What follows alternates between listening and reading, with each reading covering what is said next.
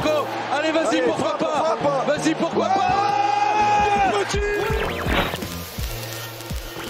J'ai un scoop pour vous.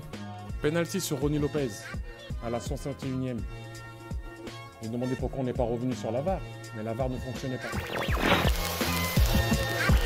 Falcao, le Colombien qui a pris le dessus. Il a réussi son dribble. Falcao, oui, il est mort. Ce soir, je vais dire tout haut ce que tout le monde pense tout bas. Radio Diagonale, la web radio 100% rouge et blanche. Eh bien, salut à tous et bienvenue pour un nouveau Mur des légendes. Un Mur des légendes qui sera consacré à Victor Ikpeba, le joueur nigérian de l'AS Monaco, enfin qui a évolué à l'AS Monaco, un plus actuel évidemment. Et évidemment, je serai accompagné par mes fidèles compagnons Boris et Rome. Bonsoir messieurs. Et bonsoir à tous. Salut Damien, salut Boris. T'avais pas le bonjour nigérian? Non. Non, je sais pas de quelle ethnie il est en fait. J'ai pas travaillé assez le dossier quoi. Ça devient technique. A priori, il parle bien anglais, je pense là-bas, mais. Bon. Oui, plutôt l'anglais chez ouais. Ce qui est parlé, c'est pas du tout francophone le Nigeria. Non. Et d'ailleurs, il en parlait un petit peu justement à l'époque. Ça parlait beaucoup. Enfin, il parlait anglais, c'était pas facile à son arrivée. Victor Ikpeba, donc, qui fait partie des meilleurs buteurs de l'histoire de l'AS Monaco. Rome. Donc, c'est quand même aujourd'hui un joueur. On va parler aujourd'hui d'un joueur qui a vraiment quand même compté dans l'histoire de l'AS Monaco, qui a été important, qui détient d'ailleurs un petit record dont on parlera un petit peu plus tard, mais voilà, un joueur important et qui pourtant est assez loin peut-être en termes de legacy, puisqu'on regarde nos critères d'un Thierry Henry ou d'un David Trezeguet par exemple. Ouais, déjà un des meilleurs buteurs, parce que quand même 77 réalisations sous la tunique monégasque, particulièrement 14 buts européens, ce qui en fait toujours à l'heure actuelle le leader. Et vu comment c'est barré quand même, ça peut le rester un petit moment, cette affaire. Donc rien que pour ça, forcément c'est un joueur important. Il est un joueur important de, un peu plus de la moitié de la décennie 90, qui est une des meilleures du club. C'était peut-être même la meilleure du club avec 3 grosses épopées européennes. Il y est les 3 fois, donc évidemment on va en parler. Maintenant, oui, c'est vrai qu'il a toujours été un peu le joueur important, mais pas la star, un peu plus de complément.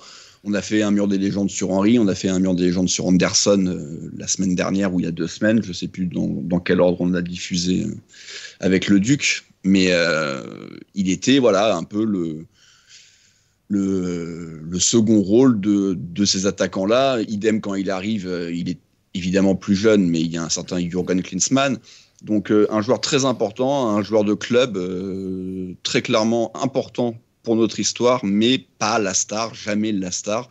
Mais le fait qu'il ait été au club quand même très longtemps, qu'il ait dépassé allègrement les 200 rencontres, aussi ça l'aide forcément à passer le cap des plus de 75 buts. Du coup, ça le classe 5 ou 6e meilleur buteur de l'histoire du club. 5e à date. Ouais. En attendant.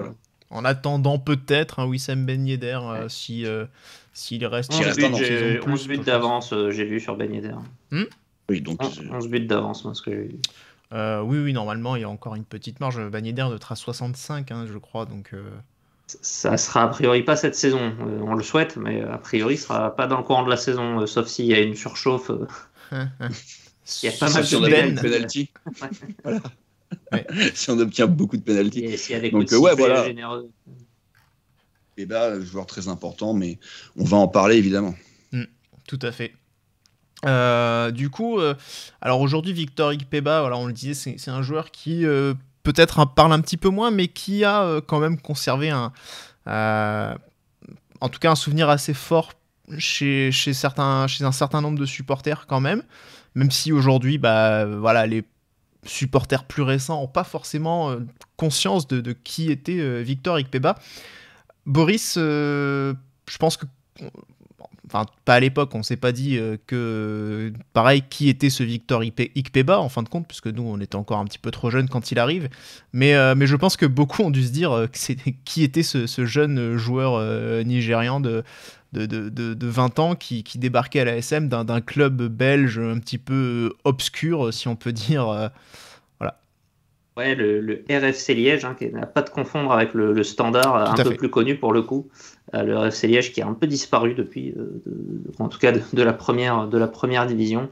Effectivement, un joueur qui avait été très jeune repéré par Liège, notamment sur un tournoi U16 ou U17 avec l'équipe du Nigeria à la fin des années 80, qui avait été rapatrié du coup en Europe à l'âge de 16 ans et qui va faire plusieurs saisons en Belgique, qui va vraiment exploser sur la dernière, sous les ordres notamment d'un certain Eric Guéretz, qu'on retrouvera dans le championnat de France bien plus tard et qui débutait là sa carrière d'entraîneur. Et un Victor Ikpeba qui va faire 4 saisons là-bas, va marquer 29 buts, mais c'est surtout la dernière où il en marque, je crois, 17 et qui va vraiment être repéré notamment par Arsène Wenger. Il gagne une Coupe de Belgique notamment, mais à l'époque où il joue vraiment très très peu avec Liège, donc on ne peut pas forcément la mettre trop à son actif, mais c'est un joueur qui dans cette aspiration un petit peu de bon coup qu'on faisait à l'époque, finalement aussi dans la lignée de certains joueurs africains qu'on avait fait venir sans qu'ils soient forcément trop connus. On a déjà parlé de Fofana, on a déjà parlé de Weah, c'est un petit peu le troisième dans cette lignée-là à l'époque de paris qu'on peut faire sur des joueurs forcément moins cotés. On l'a dit, en même temps qu'on fait venir un Klinsmann, donc c'était toujours un peu les deux, la capacité de Monaco à faire à la fois des très gros coups sur des joueurs connus et en même temps d'aller repérer des petites pépites. Et puis il arrive donc en 93, c'est Arsène Wenger qui le repère, en tout cas l'a supervisé en tout cas à l'occasion d'un match face à l'Ukraine. Et Ikpeba avait d'ailleurs marqué le 3e but de son équipe, et Ikpeba, Wenger disait d'Ikpeba que c'était un joueur élégant, très adroit et extrêmement déroutant par ses dribbles. Il joue d'instinct, ce qui rend souvent ses actions imprévisibles pour l'adversaire et ses coéquipiers. La fin de phrase me donnerait presque l'impression qu'il parle de Gelson Martins 15 ans, 20 ans avant. Ou c'est un peu comme toi sur Radio Diagonale, quoi, des fois. Ouais, je suis imprévisible. Ouais, on sait pas trop où ça mène, quoi, des fois. Voilà, je préférais quand même qu'on continue la métaphore sur Gelson Martins plutôt que la dévier sur moi, mais soit. Mais donc voilà, c'est vrai que, bon, en tout cas, Wenger avait l'œil quand même aussi pour repérer les bons joueurs. Et donc Ikpeba qui arrive à la saison 93-94, des saisons Rome qui sont pas forcément de très très bonnes saisons pour l'AS Monaco, et pour Ikpeba qui sont pas forcément simples en soi, parce qu'il y a de la concurrence, on en parlait, Boris en parlait, notamment un Jürgen Klinsmann, mais on a aussi quand même un Youri Djorkaeff qui est toujours présent, donc voilà, il y a quand même du beau monde aussi dans cette équipe monégasque. Il y a du beau monde. Après cette saison 93-94, elle est particulière. Oui, en D1, pardon, elle va pas être très bonne vu que le club va terminer à la 9e place. Après, il faut aussi se rappeler qu'il y a une demi-finale de Ligue des Champions. Alors certes, Ligue des Champions à laquelle on participe parce que l'OM n'a pas le droit et parce que Paris refuse, donc on s'y retrouve. N'empêche qu'on atteint la demi-finale. Il va quand même marquer 3 buts pendant cette campagne en 9 rencontres, ce qui est au final bien mieux qu'en championnat où il y a entre guillemets que 6 réalisations en 30 matchs, mais pas vraiment titulaire, plus un joueur de rotation. Donc oui, c'est la moins bonne saison du club, en tout cas en championnat de cette décennie. Lui ne fait pas une saison grandiose, un petit peu de mal à s'acclimater au championnat de France. Et d'ailleurs, on va le voir, mais ces 3 premières saisons au club, elles sont pas, en tout cas d'un point de vue statistique et même d'un point de vue performance pure, il était, tu vois, quand Wenger disait que c'était quelqu'un d'adroit, moi il me semble justement qu'il a été pas mal critiqué sur ses qualités de finisseur. Et pour ça on comparait entre guillemets à un Gelson Martins dont on se moque allègrement dans sa qualité de finition. Ikpeba, il faut se rappeler que c'était également compliqué lors de ses premières saisons, encore une fois, devant le but. Alors peut-être pas autant que Gelson Martins, mais bon. Tu veux dire que personne n'atteint le GOAT, mais c'était pas non plus extraordinaire devant le but Ikpeba pendant très longtemps. Tu veux dire que la 5e saison de Gelson Martins pourrait être la bonne? Bah écoute, nous ne savons pas. Non, j'allais plus comparer par exemple à, même si c'est quand même mieux ce que fait Ikpeba, mais un Boadou par exemple, on va peut-être attendre un petit peu avant de l'enterrer, parce que je suis pas sûr qu'un Ikpeba faisait vraiment chavirer tout le Louis II dès ses premières rencontres et dès ses premières saisons, surtout la 3e, qui est particulièrement compliquée quand même, avec blessure en plus. Certainement qu'au bout de la 3e saison, on s'est dit merde, ça a fait 3 ans qu'il est chez nous, au final. Qu'est-ce qu'on en fait, quoi. Ça pourrait faire penser à un Adebayor aussi, qui a eu des saisons à Monaco pas forcément exceptionnelles, qui est parti plus tôt, donc on n'a jamais atteint ce stade de la 4 ou 5e saison où il serait peut-être devenu un joueur majeur, ce qu'il est devenu en Angleterre, mais voilà, c'est vrai que c'est temps d'acclimatation. Pour le coup, il y est parti très tôt de Monaco, trop tôt Adebayor pour peser autant, ça c'est clair. Mais il y a quand même cette épopée, oui, on peut le dire, une belle épopée qui mène jusqu'en demi-finale, donc en Ligue des Champions, et une défaite face au Milan. On rappelle, à l'époque, c'était un groupe qui venait après des 8e de finale, enfin c'était un truc un peu chelou, et le FC Barcelone dans le groupe. Mais il fait quand même un très très gros match. Alors là, pour le coup, je pense qu'il a pu faire chavirer le Louis II, Rome. C'est face au Spartak Moscou, où il est buteur, mais il est également passeur sur ce match. En tout cas, son entrée, sa première mi-temps est vraiment, pour le coup, vraiment de très haut niveau. Donc il y a quelques éclaircies comme ça, on va dire, par moment aussi. Oui, comme Gelson quand il arrive face à Lyon, c'est pareil. Faut arrêter cette comparaison. Oui, je crois que la métaphore a été un peu trop filée, c'est bon. La différence, c'est qu'il y en a un où on connaît la fin, quoi. Bon, il y en a un où on s'en doute un peu. Mais bon. Il y en a un où on l'espère. La fin, oui, on l'espère.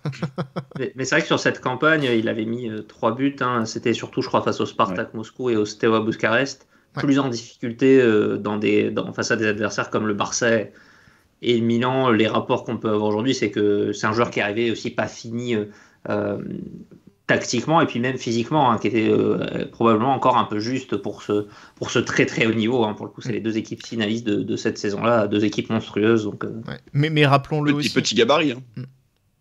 Oui, effectivement, je crois qu'il était pas très grand, il était autour d'1m74, quelque chose comme ça, 74-75. C'était pas effectivement... C'est pas Wea, quoi. Wea était quand même plus imposant, plus... Mais c'est vrai que... Il arrive quand Fofana s'en va. Et puis rappelons quand même qu'il arrive, il a 20 ans seulement, donc très clairement, c'est vrai que ça reste un joueur à polir, et qui est loin d'être fini. Donc c'est vrai que peut-être aujourd'hui... Et qui avait été recruté aussi dans l'optique de ne pas disputer avec des champions. C'est ce que rappelait Rome, c'est que Monaco n'était pas forcément prévu pour la jouer à la base. Monaco se dirigeait plutôt tôt vers la C3, qui était la compétition pour laquelle elle s'était qualifiée, et avait plutôt recruté Ikpeba aussi dans cette optique-là. C'est ce que racontaient les anciens d'ASM Foot, notamment, qui avaient fait une émission à l'époque sur lui. Donc voilà, il a été jeté dans le grand bain plus vite que prévu, probablement. En tout cas, celui qu'on a ensuite surnommé Prince de Monaco, voilà, effectivement, il était apparemment assez proche du Prince Albert à l'époque. Il va se révéler en fin de compte, Rome, plus tardivement. C'est vraiment après les JO d'Atlanta que son parcours monégasque va véritablement se lancer, quoi. Ouais, déjà sa saison 95-96, elle est plus compliquée parce qu'il y a une demi-saison, il y a que 16 rencontres, il y a des blessures, il y a aussi pas mal. Il en parle dans certaines des interviews qu'on a pu retrouver, qu'il allait quand même souvent en sélection et que il a peut-être compris un peu plus tard que son intérêt c'était peut-être de privilégier un peu plus son club. Malgré tout, le déclic, il l'a certainement pendant ces JO de 96 où il remporte la médaille d'or olympique. Alors certes, au foot, la médaille d'or olympique vaut ce qu'elle vaut, mais... Pour un pays comme le Nigeria... Non, mais je comprenais pas pourquoi tu avais affiché 42-42, Boris. Ah oui, d'accord, oui. Merci, Boris. Oui, effectivement, je vais ensuite comprendre. Ouais. Oui, voilà. Donc voilà. Donc oui, non, mais donc c'est une médaille d'or. Malgré tout, on s'en rappelle un peu de cette équipe nigériane de 96. Il y avait des futurs très très bons joueurs nigérians qui vont faire d'ailleurs plutôt une bonne Coupe du Monde, je crois, en 98. En tout cas, ils vont s'y qualifier en France. Il va la faire aussi. Et c'est vrai qu'à partir de là, ça va peut-être être un déclic pour lui parce que la saison d'après, c'est la fameuse saison du titre de 96-97. Et là, il va vraiment avoir un rôle clé, que ça soit en championnat et également en Coupe d'Europe, en C3 ce coup-ci, c'est pas la C1, mais ce parcours et cette demi-finale, son but en demi-finale aller, son coup de gueule, on en parlera, c'est coup de gueule parce qu'il ne joue pas, parce que Thierry Henry explose et que du coup, bah, quand même, il n'y a pas la place pour tout le monde. Donc, mais sa saison, elle est excellente. Elle n'est pas celle de Sonny Anderson, mais elle est celle d'un excellent, on en parlait en entame, d'un excellent sidekick. Ouais, et il le reconnaît lui-même. Hein, finalement, ses meilleures saisons, pour lui, ce sont les saisons 96-97, donc celle qui suit les JO d'Atlanta et cette médaille d'or, et la saison 97-98 dans la foulée, qui donc, voilà, c'est une suite logique, ça l'amène, comme tu disais, à la Coupe du Monde. Tu parlais de l'équipe du Nigeria à la Coupe du Monde, c'est vrai que je me rappelle, moi, de ce maillot vert que je trouvais très très beau, avec les épaules blanches et ces bandes noires. Enfin, je le trouvais très très classe, j'aimais beaucoup ce maillot à l'époque. Et Kanou, Okocha. Ouais, Oruma, Babangida, voilà, il y avait du monde effectivement dans cette équipe, et tu le disais, ils ont alors peut-être pas un beau parcours, mais en tout cas ils se qualifient. Oui, je sais plus très bien. Ils se qualifient premier ils vont jusqu'en 8e, ils perdent contre le Danemark. Mais ils se qualifient quand même premier de leur poule, une poule qui comptait quand même l'Espagne notamment de Fernando Morientes aussi, hein, notamment, pas que, mais voilà, il était déjà dans cette équipe. L'Espagne c'était encore la grande époque de l'Espagne, je gagne tous mes matchs de qualif, je fais n'importe quoi en compétition. Voilà, ils finissent devant le Paraguay, hein, Paraguay qui va donner quand même beaucoup de mal à l'équipe de France aussi en 8e de finale. Donc c'est quand même une équipe effectivement qui fait une belle phase de poule. Ikpeba marque d'ailleurs face à la Bulgarie sur le deuxième match. Donc voilà, c'est vrai qu'il a quand même plutôt bien réussi cette période-là. Mais Rome en parlait, Boris, c'est un joueur qui, comme il disait, voilà, jamais considéré comme un titulaire, et ça visiblement c'est quelque chose sur lequel il a jamais su passer par-dessus. Enfin, c'est ça, voilà. Ça a engendré beaucoup de frustration pour lui.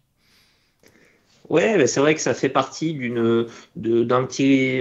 C'est pas le premier joueur un peu comme ça qu'on fait, où finalement, pas forcément un taulier du groupe, pas forcément un indiscutable, mais finalement qui se retrouve quand même à être toujours dans le coup, pas loin, mais pas avec la reconnaissance qui peut aller avec. C'est vrai que sur ces deux saisons, il est quand même assez énorme. Hein. La saison 97, la saison 98, il est sur des moyennes de 0,5 buts par match. Hein.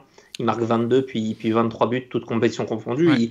Il s'épanouit en plus vraiment en Coupe d'Europe. Il a Rob le disait, il a vécu sûrement un peu ce qu'a pu vivre Germain avec Mbappé. Lui, il l'a vécu un peu avec Thierry Henry. Mais pour le coup, niveau stats, il a des stats bien supérieurs à Henry sur ces deux saisons-là, même sur la 97. C'est un excellent second rôle, mais qui avait probablement le premier à pouvoir sauter aussi, hein, dès que les Henry et Trezeguet, qui étaient deux vrais clients, on l'a pu le voir après, ont commencé à taper à la porte. Et c'est vrai que lui, il l'a pas très bien vécu, à plus ou moins juste raison, parce qu'effectivement, il avait probablement montré des choses et marqué suffisamment de buts aussi pour revendiquer un certain statut, mais voilà, face à une certaine concurrence, c'était lui parfois quand payait les frais le premier. Ouais, mais voilà, c'est vrai que encore une fois, je le rappelais, son âge à son arrivée, 20 ans. Ses meilleures saisons, finalement, elles se font alors qu'il a seulement 23, 24 ans, il arrive sur les 25 ans, donc en fait, il reste encore un très très jeune joueur. C'est vrai qu'on parle d'Henry Trezeguet, et notamment après la Coupe du Monde, puisque tous deux sont champions du monde. à tout juste 20 ans. Mais c'est vrai qu'il le disait, quel club en Europe peut aligner une triplette offensive aussi jeune et aussi talentueuse? Pas beaucoup, je pense. C'est ce qu'il disait en fait. Donc c'est vrai que voilà. Et tu parlais de faire des choix. Et en fait, même parfois, Tigana a dû faire le choix aussi de renoncer à son 4-4-2 losange pour aligner un 4-3-3 et pour pouvoir mettre les 3 joueurs ensemble, notamment aussi parce que Henry avait cette capacité, plutôt ce poste au départ de d'ailier, donc qu'on mettait plus souvent à gauche, donc ce qui permettait d'avoir aussi Trezeguet au centre. Donc finalement, ça pouvait aussi quand même arranger un petit peu tout le monde devant. Mais voilà, c'est vrai, comme tu le disais, que finalement... Et tu parlais d'interviews, il y a de nombreuses interviews en fait où Victor Ikpeba se plaint d'être toujours derrière un peu tout le monde. Voilà, ça chouine beaucoup. On dirait Lewis Hamilton à ses plus grandes heures. J'étais obligé de la caser, évidemment. Mais effectivement, voilà. On a un joueur voilà, qui se plaint un coup parce que c'est Anderson qui prend trop de place. Alors quand Anderson part, il dit finalement... le départ d'Anderson a été bénéfique pour tout le monde.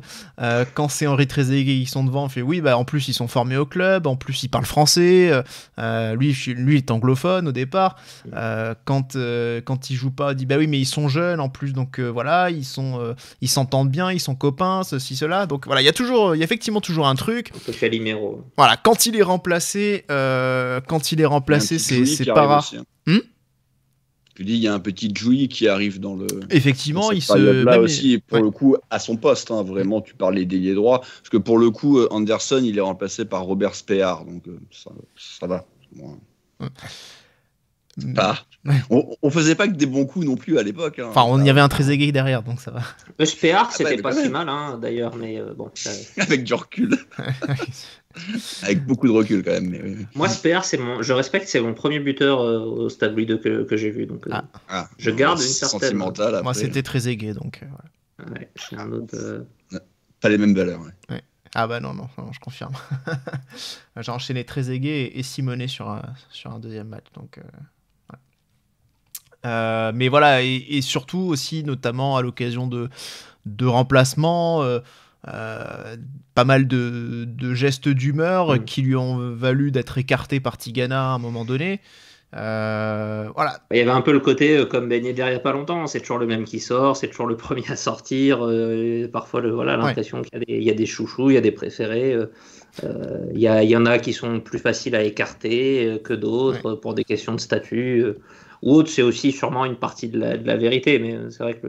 Mais à la différence qu'un Ben Yedder, même si on pouvait sentir son agacement, l'a jamais vraiment formulé, l'a jamais trop montré, s'est jamais répandu dans la presse pour dire j'en ai marre, alors que Victor Ikpeba, très clairement, ça semblait être son deuxième sport favori, d'aller se plaindre devant les micros et les journalistes, quoi. C'est très récurrent en tout cas. Je pense que Ben Yedder est un joueur supérieur à Ikpeba, pas trop de soucis là-dessus, mais par contre Ben Yedder il n'est pas champion de France, il n'est pas 3 fois demi-finaliste, donc Ikpeba il a aussi ce CV-là de choses qu'il avait fait avant que les dominos arrivent, ou en tout cas Trezeguet, parce que c'est vrai qu'Henry dès même 94 il est déjà un peu là, Henry, donc très très peu, mais il est déjà un petit peu là, donc il arrive. Ouais, voilà, il arrive.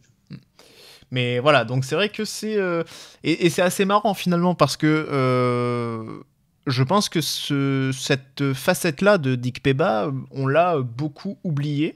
On a le souvenir effectivement plus d'un joueur de complément, d'un joueur qui n'était peut-être pas jugé à sa juste valeur par les supporters, ou qui dans l'esprit passait un petit peu derrière les noms qu'on a évoqués sans que ce soit forcément très justifié. En tout cas, pour un Thierry Henry, a priori ça le serait peut-être pas. Pour un David Trezeguet, ça pourrait tout aussi bien se discuter en fin de compte, hein, puisque voilà, je veux dire, en termes de, si on raisonne uniquement en termes de statistiques, il y a beaucoup de choses chez Ikpeba quand même aussi, hein, mine de rien.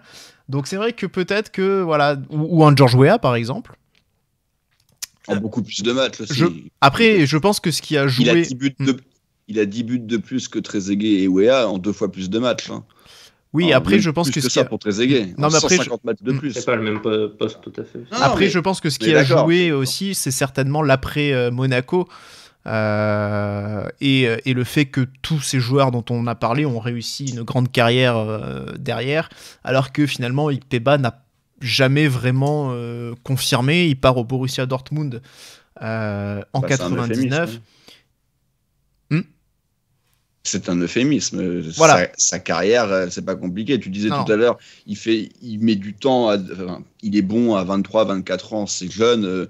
Tu peux considérer entre guillemets que ça peut être en temps normal le début du prime. Le problème, c'est que c'est pas son début du prime, c'est aussi la fin de son prime en fait. Parce qu'après, il n'y a plus de carrière. À partir de 99, c'est terminé. Victor Ikpeba. Ces 2 saisons à Dortmund sont catastrophiques. Ensuite, il y a des blessures, il y a des départs dans des pays un peu exotiques, il y a des gros problèmes aussi, drame personnel avec sa femme qui meurt en 2000, donc très jeune et également d'un cancer. Il mettra du temps et il aura beaucoup de mal à s'en remettre aussi. Chose qu'on peut tout à fait comprendre. Donc, Ikpeba, c'est Monaco, en fait. Hein, et c'est tout. Et c'est le Nigeria, mais c'est tout. C'est pas un autre club, hein, pour le coup. Oui. Souvent, on disait à quel club on peut associer certains joueurs qui sont passés chez nous. Lui, pour le coup, c'est Monaco. C'est tout. À Dortmund, je ne sais même pas s'ils se rappellent qu'ils l'ont eu chez eux. Mais en tout cas, c'est vrai que bon, ça a toujours été difficile pour lui. À Monaco, il le disait, voilà, ça fait 6 ans que je suis là et je suis jamais considéré comme un titulaire à part entière et chaque année, j'ai dû lutter pour décrocher ma place. Donc voilà, c'est un peu toujours ce genre de sortie qu'il faisait. D'ailleurs, il disait, voilà, Henry, Trezeguet sont plutôt favorisés. Donc tout ça, voilà, ce discours. Normal, hein. Oui. Mais voilà, et d'ailleurs, aussi qu'Henry, il a quand même eu, il a eu son lot aussi de remise en question, Henry quand même. Oui, effectivement. Après la saison 97. Tout à fait, mais c'est vrai que voilà, on a quand même un joueur donc qui n'aura pas confirmé derrière Monaco, ce qui est effectivement un petit peu dommage pour lui, mais voilà, son prime en fin de compte resteront ces 2 belles saisons 96-97, 97-98 à Monaco. Il est élu, on l'a pas dit, il est élu aussi le joueur africain de l'année en 97. Je sais plus si ça s'appelait Ballon d'Or africain ou pas encore à cette époque-là, mais quand même une bonne petite récompense, quoi. Ouais. Oui, bien sûr. Et puis, puisqu'on parlait donc justement de départ d'Ikpeba au Borussia Dortmund, il aurait pu partir plus tôt. Notamment au Glasgow Rangers, hein, il avait encore une fois confié ses états d'âme à l'équipe. Il disait qu'il avait été approché donc, par les Glasgow Rangers, il avait eu le président au téléphone, il s'était mis d'accord, il pouvait signer 4 ans à un salaire 3-4 fois supérieur que celui de Monaco, sauf que Campora lui a demandé de rester avec un contrat revu à la hausse et jusqu'en 2002, excusez-moi. Il dit on s'était entendu, sauf que en fait on l'a fait poireauter, on n'a jamais rien officialisé. À chaque fois qu'on demandait un rendez-vous, on lui disait non pas demain, la semaine prochaine. Donc voilà, il a un peu les boules, je pense, de voir cette offre des Glasgow Rangers ne pas se faire. Et surtout, alors je pense que effectivement, autant on pouvait dire que Ikpeba certainement était un peu casse-couille par moment, quel pet burn, comme dirait l'autre, a toujours s'épanché dans la presse, mais pour autant, peut-être que effectivement dans certains cas, il y avait peut-être aussi les torts pouvaient être aussi un petit peu partagés, notamment sur ce cas-là. Alors on n'aurait pas la version de Jean-Louis Campora sur la question, bien sûr, mais c'est vrai que voilà, on le sait que avec d'autres joueurs, Campora parfois a pu toujours être un petit peu, pas forcément toujours jouer très fair-play par moment. Donc voilà, en tout cas Monaco, Ikpeba plutôt qui part de Monaco, en fin de compte, pas vraiment, un peu par la petite porte, quoi. C'est un petit peu dommage. Surtout qu'en plus, et ça c'est terrible pour lui, il peut pas le savoir, mais il est remplacé par un certain Marco Simone. Et Monaco va être champion de l'année tout de suite, et Simonet va faire une saison énorme, donc tu passes plus facilement à autre chose également dans ce genre de situation. Gallardo et Marquez arrivent aussi, mais c'est d'autres postes. Et c'est vrai que tu te dis, Marco, en plus pour que dalle, pour 5 fois moins cher que Ikpeba. Ouais. Bah, voilà. Oui, et puis c'est ça, c'est vrai que c'est intéressant cet aspect de joueurs aussi plus facilement remplacés que d'autres. Hâte de faire Fabinho. Voilà, par exemple, on pourra en parler, mais c'est vrai que un joueur comme Falcao, finalement, a été peut-être plus facilement remplacé avec un Ben Yedder. Un joueur comme Bellone a été peut-être plus facilement remplacé quand un Youssouf Fofana est arrivé. Enfin, voilà, c'est vrai que même Anderson, dont on a parlé il y a 15 jours, plus facilement remplacé avec un Trezeguet qui est en train d'exploser. Il était déjà au club. Voilà, et une triplette aussi. Comme quoi, ça ne prouve rien. Oui, ouais, non, mais c'est vrai que c'est intéressant peut-être au moment d'évoquer un peu l'impact des joueurs de mentionner cet aspect-là. Christian d'Alger, il a été remplacé par qui, Christian d'Alger?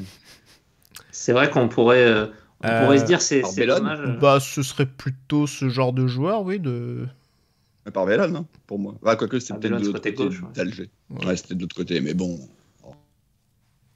Oui, c'est vrai qu'on pourrait se dire c'est dommage, Ikpeba il rate le titre de 2000, après on peut se dire c'est peut-être aussi son départ qui permet qu'il y ait le titre avec l'arrivée de Simonet et Ikpeba qui aurait eu le bon profil du troisième homme techniquement mais probablement pas dans la mentalité en vue de ce qu'on a dit.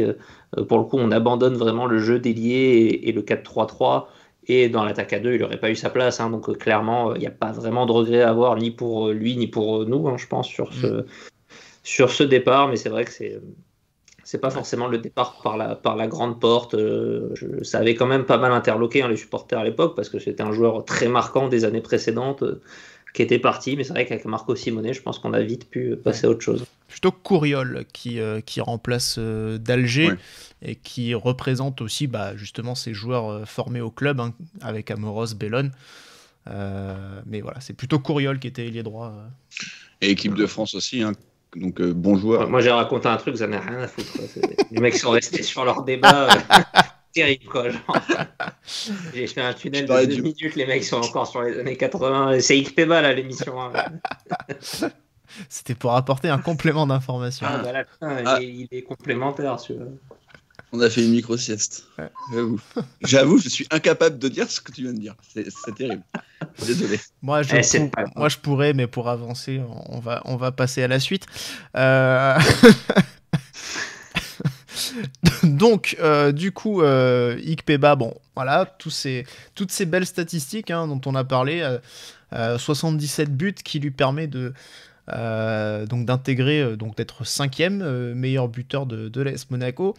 6 saisons en tout, 2 trophées, donc ce championnat 96-97, ce trophée des champions également en 97, important le trophée des champions, parce qu'en plus d'ailleurs il marque sur ce match-là. Donc voilà, un joueur qui a pesé des distinctions, Boris, une distinction, Boris, dont tu parlais, à savoir le trophée de joueur africain de l'année, meilleur buteur de tous les temps en Coupe d'Europe, donc avec 14 buts, un record qui disait que il disait certains que ce record serait battu un jour. Pour l'instant, on n'y est pas encore. Je pense que il y a Marco Simonet et George Weah qui sont à 12 derrière, Falcao qui était monté à 10. Pas qu'ils vont le rattraper, ouais. Mais oui, avec là notre meilleur buteur pour l'instant, Ben Yedder, il joue pas beaucoup la Coupe d'Europe en ce moment. Même cette année, il a pas beaucoup. Quand il la joue, il marque pas. Donc voilà, donc. C'est vrai qu'Ikpeba, c'est peut-être le seul joueur offensif qui a fait partie de 3 équipes qui ont été en demi-finale. C'est ça. De toute façon, pour avoir fait 3 finales européennes, c'est à peu près dans cette époque, mais les autres, c'est Puel, Ettori, Manu Petit. Franck Dumas, ça doit être les joueurs qui ont fait au moins 3 demi-finales européennes, donc c'est sûr que lui il a les parcours et il en a profité aussi pour marquer, donc ça va être dur à aller chercher. Ouais, mais alors du coup, est-ce que ça suffit pour mettre Victor, ce cher Victor Ikpeba sur le mur, messieurs? Mais non. Non. Bon. Après tout ça. Non, parce que c'est dur, mais en fait, il a la longévité, bon, ok, ça c'est sûr. Sur le palmarès, c'est pas mal, même s'il n'y a qu'un titre. Hein, voilà. Il n'y a qu'un titre, mais il y a quand même 3 grosses campagnes européennes. Donc, ouais, mais tu vois, moi, je valorise plus une demi-finale, même de C3, qu'un trophée des champions. Oui, c'est différent. Mais donc, c'est quand même important. En plus, il y a des rôles, donc on a toujours aussi mis en avant ça. C'est globalement des bonnes saisons en championnat, même si elles ne le sont pas toutes, mais elles sont quand même souvent dans le haut du panier. Donc, pour tout ça, c'est plein de bons éléments, mais à côté de ça, il n'y a pas le côté niveau qui est suffisamment fort et qui, du coup, est suffisamment contrebalancé par palmarès. Et sur la Legacy, elle existe. Je ne sais plus, on en avait déjà parlé. Je ne sais pas si ce n'était pas l'émission qu'on a fait d'Amiens pour le 11 All Time, là, avec nos amis de... Ah, de la classe leur nom. La classe sport, voilà. Où on avait cité son nom. Mais c'est toujours un peu celui que tu cites, où tu fais ah merde, on en a oublié un, c'est vrai. On a oublié Ikpeba quand même, qui était là dans les années 90 et qui compte. Mais évidemment, qui compte. Mais tu penses jamais. Enfin, tu penses à Henry, à Trezeguet, à Weah, même à Klinsmann. Limite, tu penses plus à lui qu'à Ikpeba, alors que pour le coup, c'est pas du tout logique. Autant les 3 autres, voilà. Autant lui, c'est pas logique parce que Klinsmann, et on le fera, n'a rien gagné à Monaco. Donc voilà, c'est pas un nom assez ronflant. Et puis bon, on a mis quand même beaucoup d'attaquants ou ailiers. On n'a pas mis un Bernardo Silva, ailier droit, même si c'est pas tout à fait le même poste, ok, mais bon, ailier droit, c'est pas pour mettre un Victor Ikpeba, quoi. Je suis désolé, hein, mais voilà. Bon. Mais c'est vrai que, mine de rien, les auditeurs l'ont mis, 74%, même plus que Sonny Anderson, pour le coup. Donc, sachant là on sait que ce sont les mêmes qui ont voté, les mêmes personnes. Moi je suis persuadé, je l'avais déjà dit, mais que Ikpeba a plus marqué qu'Anderson et peut-être probablement plus, on s'en souvient plus, on y pense plus rapidement aujourd'hui à son nom. Je me demande s'il passe pas derrière les deux champions du monde, hein, tout simplement Henry et Trezeguet. Il y a une mémoire assez tenace, probablement pas très étayée, mais bien présente quand même, hein, je pense, sur ce joueur, en tout cas des gens qui l'ont connu. Je suis pas sûr effectivement que les plus jeunes situent bien le joueur, mais j'ai l'impression que il a été présent pendant tellement de temps et probablement sur des matchs tellement marquants de ces épopées européennes, les demi contre l'Inter notamment, que j'ai l'impression qu'il il a quand même marque, hein, d'ailleurs, justement, on n'en a pas parlé, mais il marque contre l'Inter en plus. Si. Ouais, je l'ai dit qu'il fait la gueule parce qu'il est remplaçant, il rentre, il marque. Et pas mal en plus, hein, le but. Je vous invite à aller le voir. Donc il a quand même imprimé la rétine, mais rôle un peu trop secondaire, je pense. Parcours un peu erratique, de très bonnes saisons au milieu d'autres. Au milieu de 6 quand même. Hein. Un peu plus compliqué. Mais pour moi, il est pas si loin du mur. Hein, c'est pas déconnant. Voilà, je suis toujours dans ma logique assez élitiste. Hein, donc, de quai de la gare. Il va sur ton quai de la gare, Boris. Il est. C'est plus un vestibule là, Boris. Il composte. Il essaie de composter le billet, mais dans la machine qui marche pas bien là, tu sais, il retourne le billet là parce que ça. Ouais. On a ça nous dans le 06, qui marche pas trop. Non, il faut bien le mettre à gauche, Boris, c'est tout. Ouais, je sais. Mais Victor, il arrive pas. Victor, il parle anglais, il met de côté droit. Il fait tout à l'envers, comme les Anglais. Mais ouais, alors, c'est vrai que moi, j'ai vu seulement... j'ai pas vu beaucoup de matchs de Victor Ikpeba. C'est vrai que on a plutôt l'impression que c'est un joueur qui mériterait de figurer sur ce mur-là. Mais les quelques matchs que j'ai vus de la bonne période, notamment d'Ikpeba, et qui sont même des matchs où Ikpeba avait marqué, je sais pas, j'ai pas vu un joueur qui m'a emballé plus que ça, qui m'a... Voilà, alors peut-être que c'était pas ses meilleurs matchs, j'en sais rien, c'était peut-être pas le plus révélateur de ce qu'il avait pu faire à Monaco, mais je sais pas, je trouvais que... Enfin, il y avait... je le trouvais... trop moyen, voilà, comme joueur, comme footballeur d'une manière générale, donc ça m'a pas plus convaincu que ça. Et surtout, ce qui m'a vraiment refroidi, parce que là où j'étais quand même encore un peu hésitant, ce qui m'a pas mal refroidi finalement, c'est un peu tous ces écarts, toute cette façon de chialer en permanence. Sur une quinzaine d'articles qu'on a vus que j'ai pu voir dans l'équipe. À l'époque, sur les 3 quarts, il est toujours en train de se plaindre. Donc c'est vrai que c'est assez insupportable et pour le coup, Rome, tu sais quelque chose que tu n'aimais pas avec Bellone, cette impression de voir un Calimero. J'ai l'impression, avec Ikpeba, j'ai l'impression que c'était encore pire, quoi. Alors, pendant la carrière, peut-être. Après, on a également plus de traces. Moi, ce que je reproche surtout à Bellone, c'est qu'il continue, en fait. Tout ça, c'est qu'il a toujours pas lâché l'affaire, quoi. Alors que Ikpeba, bon après peut-être qu'Ikpeba, je sais pas, il habite à Monaco visiblement, donc c'est qu'il s'y sent bien. Non, apparemment, enfin de ce que j'ai vu dans. Je sais pas, moi c'est ce que j'ai trouvé. Non, apparemment il vivrait à Lagos. Enfin dans l'interview qu'il avait donné il est peut-être au site officiel du club, il disait qu'il avait qu'il vivait là-bas et qu'il était consultant d'ailleurs pour la télé. C'était il y a quelques années alors qu'il était revenu s'installer à Monaco. C'est possible. Après, j'imagine qu'il doit avoir plusieurs pieds à terre, ça, certainement. Possiblement. Et par la taille, 1m74, voilà, d'ailleurs, c'était bien ça. Oui, c'est ça. Donc voilà, juste intéressant, je pense que c'est un joueur qu'on a eu en commun, nous trois aussi, sur nos... quand on a commencé à suivre chacun à notre époque l'AS Monaco, il n'y en a pas beaucoup, hein, mais je crois que Rome, tu disais, c'est la saison justement 93-94 que tu avais commencé à... moi, c'est quand il arrive.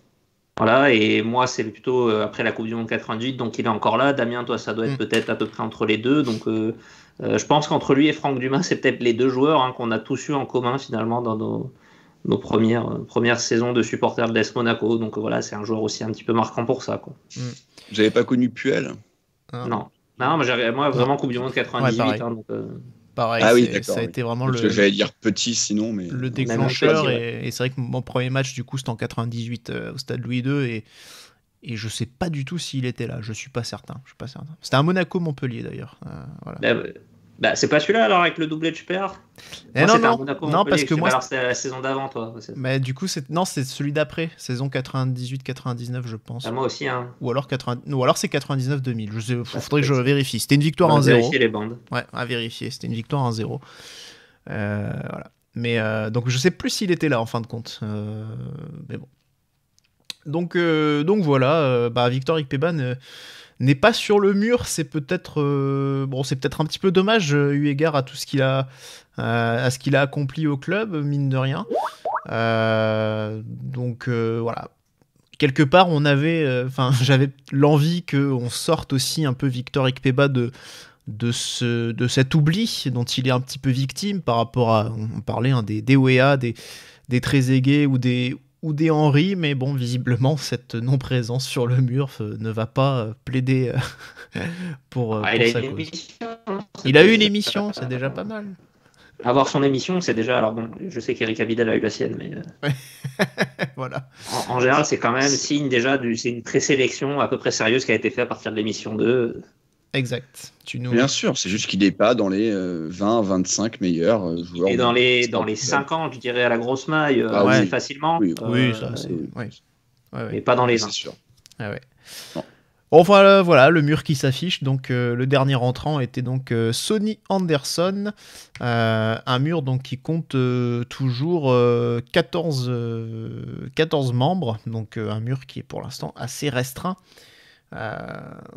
On rappelle que le vrai mur, celui qui est au stade, il en compte 25. Donc, je pense que on n'y arrivera pas. On ne sera pas à ce nombre-là, on sera un nombre non, sur le mur commun. Ouais, sur le mur commun, c'est sûr. Voilà. Après, sur le mur les supporters sont déjà à 60. Sont déjà à 30. On a fait combien d'émissions 35 là, c'est la 35, 36. Celle-là, c'est la 37e, je crois. 37e, ouais, donc si je dis pas de bêtises. Il doit y en avoir 30. Sans dire de conneries, je pense vraiment qu'il doit y en avoir 30 des supporters. C'est possible. Je ne vais pas vérifier, mais oui, il y a du monde. Mais même nous, on n'en a pas forcément 14. Toi, tu en as 17 ou 18. Moi, j'en ai 16. Et Boris, par contre, lui, il a les 14 même. Alors, j'ai compté jusqu'à la fin. Rome, finalement, tu en as juste un de moins que moi. Je crois que tu es à 22, 23. Moi, je suis à 23, 24. Par contre, c'est Boris. Boris qui a un peu le dictateur de ça. Ouais, Boris qui a voulu faire dans l'exception. Voilà. C'est comme ça. Après, si vous étiez 3, c'est-à-dire vous deux et les supporters d'accord sur un joueur, il passerait. Donc... mais... Non, mais je tiens à rétablir une vérité. Si Vous pouvez passer par-dessus moi, mais ça s'est pas présenté. Bah, ça va peut-être se présenter dans pas longtemps. Écoute. Voilà. Si, apparemment, ça va se présenter dans pas longtemps. Ah merde.